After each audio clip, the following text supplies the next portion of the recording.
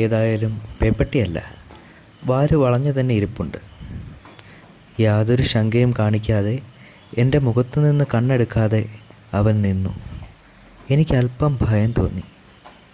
ഒന്നും സംഭവിക്കാത്ത മട്ടിൽ തന്നെ നടക്കാൻ ഞാൻ നിശ്ചയിച്ചു. പട്ടിയെ കണ്ടിട്ട് ഓടുന്നത് അബദ്ധമായിരിക്കും.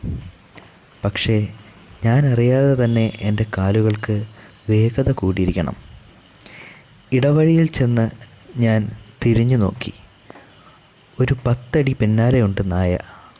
ഒരു പക്ഷേ അവൻ മൃഗാശുപത്രിയിലേക്ക് കയറിയേക്കുമെന്ന് ഞാൻ കരുതി. വല്ല അത്യാവശ്യ കാര്യവുമായി മൃഗഡോക്ടറെ കാണാൻ പോകുന്നതാകും. ഇല്ല, വീടിൻ്റെ പടിക്കലെത്തുമ്പോഴും അവൻ എൻ്റെ പിന്നിൽ തന്നെ ഉണ്ട്. ഞാൻ ഗേറ്റ് തുറന്ന് മുറ്റത്തേക്ക് നടന്നു. നായ പിന്നാലെ. ഇപ്പോൾ ഞാൻ ശരിക്കും പേടിച്ചു. ഒറ്റച്ചാട്ടത്തിന് ഞാൻ പുരയ്ക്കകത്ത് കയറി വാതിലടച്ചു. പെട്ടെന്ന് എനിക്ക് ചിരി വന്നു. ഞാൻ എന്താണ് ഇങ്ങനെ ബേജാറാകുന്നത്? ഈ വെപ്രാളമൊക്കെ എന്തിനാ? ഒരു പട്ടി പിന്നാലെ വന്നിട്ടോ? ഞാൻ ലൈറ്റിട്ടു. ഇറയത്തെ ലൈറ്റും മുറിക്കകത്ത് നിന്ന് കത്തിക്കാവുന്നതാണ്. ഉമ്മറത്തേക്കുള്ള ജനൽ തുറന്നു നോക്കി. നായ ഇറയത്തുണ്ട്. പടിക്കലേക്ക് നോക്കിക്കൊണ്ട് അവൻ കോലായിൽ കിടക്കുന്നു. ഒരു വടിയെടുത്ത് അവനെ തല്ലി ഓടിക്കാം. അല്ലെങ്കിൽ അവനെ സ്വന്തം നായയായി എനിക്ക് ഈ നിമിഷം സ്വീകരിക്കാം.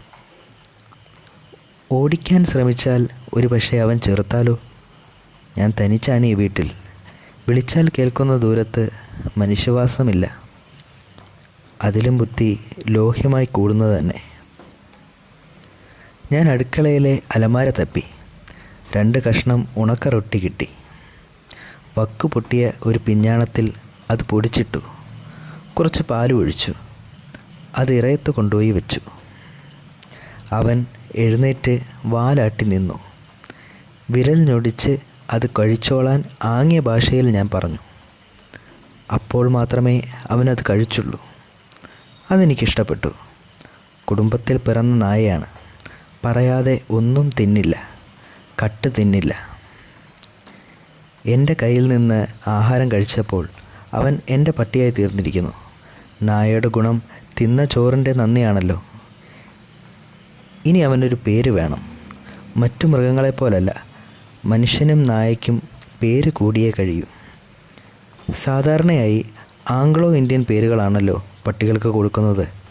യുദ്ധകാലത്ത് ജർമ്മൻ പേരുകൾ കൊടുത്തിരുന്നു, കൈസർ, ഹിറ്റ്ലർ എന്നൊക്കെ. ചുരുക്കം മുസ്ലിം പേരുകളുമാകാം.